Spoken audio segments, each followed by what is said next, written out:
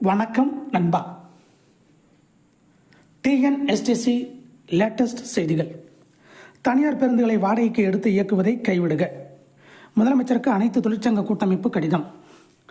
தனியார் பேருந்துகளை வாடகைக்கு எடுத்து இயக்கும் நடவடிக்கையை கைவிட வேண்டும் என்று அனைத்து தொழிற்சங்க கூட்டமைப்பு வலியுறுத்தியுள்ளது.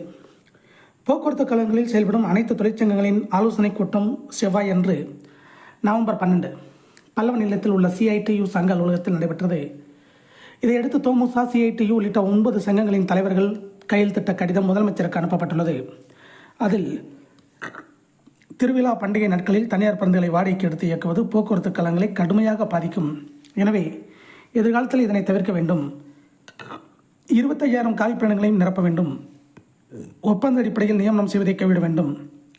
கடந்த 3 ஒப்பந்தங்களும் உரிய காலத்தில் பேசி முடிக்கப்படவில்லை.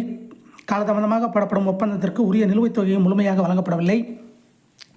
தற்போது ஒப்பந்தம் நிறைவு பெற்று ஓராண்டுக்கு மேல் ஆகிறது. எனவே ஊதிய ஒப்பந்தத்தை உடனடியாக பேசி முடித்து நிலுவைத் தொகைகள் வழங்க வேண்டும். ஓய்வுகால பணப்பலன்களை ஓய்வு பெறும்போதே வழங்க வேண்டும். நிலுவையில் உள்ள 19 மாதத்திற்கான ஓய்வுகால பணப்பலனை விரைந்து வழங்க வேண்டும். வாரிசு வேலைக்கு காத்திருக்கும் அனைவருக்கும் வேலை வழங்க வேண்டும். அனைத்து போக்குவரத்து கழகங்களுக்கும் போக்குவரத்து கழகத்தின் வரவுக்கும் செலவுக்குமான வித்தியாச தொகையை வழங்க வேண்டும்.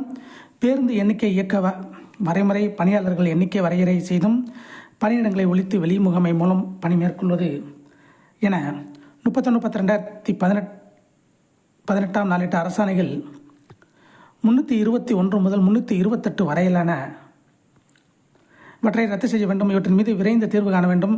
இவ்வாறு அதில் தெரிவிக்கப்பட்டுள்ளது. இதை போன்ற போக்குவரத்து துறை ரெக்ரூட்மெண்ட், TNSTC ரெக்ரூட்மெண்ட் மற்றும் அப்டேட்டுகளை தெரிந்து கொள்ள நம்ம சேனல் சப்ஸ்கிரைப் பண்ணுங்கள், ஷேர் பண்ணுங்கள், லைக் பண்ணுங்கள். நன்றி, வணக்கம்.